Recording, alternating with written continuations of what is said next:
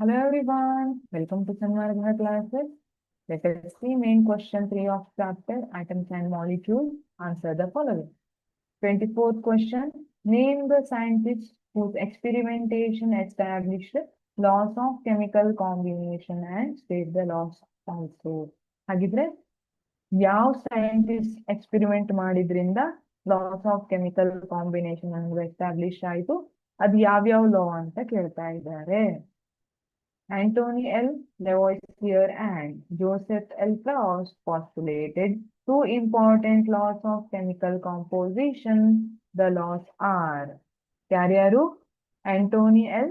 Lavoisier and Joseph L. Proust. ಯಾವುದು ಹಾಗಿದ್ರೆ law? Law of conservation of mass. ಹಾಗಿದ್ರೆ law of conservation of mass ಯಾರು ಹೇಳ್ತಾರೆ? Lavoisier alva.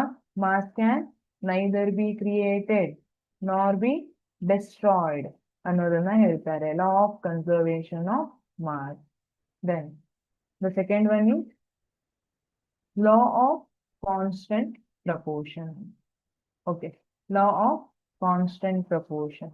ಏನ್ ಹೇಳುತ್ತೆ law of constant proportion? Here that pure chemical compound ಏನಿದೆ, irrespective or regardless of its source or ಎಲ್ಲೇ prepare ಮಾಡಿದ್ರು ಕೂಡ the constituent elements are always present in a fixed definite ratio by mass. So proportion by mass ಅಂತ ಹೇಳ್ತಾರೆ.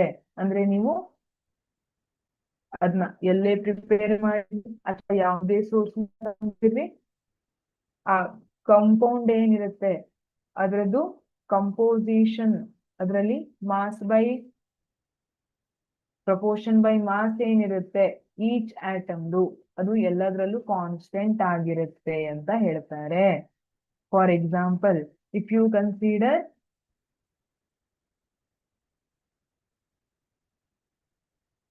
H2O, very simple example. H2O consider ಮಾಡಿದ್ರೆ whatever may be the source, like ನೀವು water ಅನ್ನ ಎಲ್ಲಿಂದಾನೇ ತಗೊಂಡ್ರು ಅದ್ರದ್ದು composition ಇದೇ ತರ ಇರಬೇಕು, ಅದ್ರದ್ದು ಮಾಸ್ ಯಾವಾಗ್ಲೂ 1:8 ರೇಷಿಯೋದಲ್ಲೇ ಇರುತ್ತೆ ಅಂತ ಹೇಳ್ತಾರೆ. ಅದೇ ತರ if you consider carbon monoxide consider ಮಾಡೋಣ. ಕಾರ್ಬನ್ ಮೊನಾಕ್ಸೈಡ್ ಕಾರ್ಬನ್ 12 ಇರುತ್ತೆ, ಆಕ್ಸಿಜನ್ 16. 2 4 8 2 3 ಸೊ 3:4 ರೇಷಿಯೋದಲ್ಲೇ ಇರುತ್ತೆ. ಕಾರ್ಬನ್ ಮತ್ತೆ ಆಕ್ಸಿಜನ್ ಮಾಸ್ದು ರೇಷಿಯೋ ಏನಿರುತ್ತೆ 3:4. ಅದು ಯಾವ್ದ್ರಲ್ಲಿ? ಕಾರ್ಬನ್ ಮೊನಾಕ್ಸೈಡ್ ಅಲ್ಲಿ. ಈಗ ಕಾರ್ಬನ್ ಡೈಆಕ್ಸೈಡ್ ತಗೊಂಡ್ರೆ ಇದು 3:8 ಬರುತ್ತೆ. ಕ್ಯಾಲ್ಕುಲೇಟ್ ಮಾಡಿ ನೋಡ್ರಿ, 12:32 ಮಾಡಿ 3:8 ಬರುತ್ತೆ. ಫೈನ್. ಈಗ 3:8 ರೇಷಿಯೋದಲ್ಲಿ ಕಾರ್ಬನ್ ಮತ್ತೆ ಆಕ್ಸಿಜನ್ ಅದು ಕಾರ್ಬನ್ ಡೈಆಕ್ಸೈಡ್ ಅನ್ನ ಕೊಡ್ತಾ ಇರುತ್ತೆ. So law of constant proportion ಮತ್ತೆ law of conservation of mass ಅನ್ನ ಇವರು ಹೇಳಿರ್ತಾರೆ. Thank you.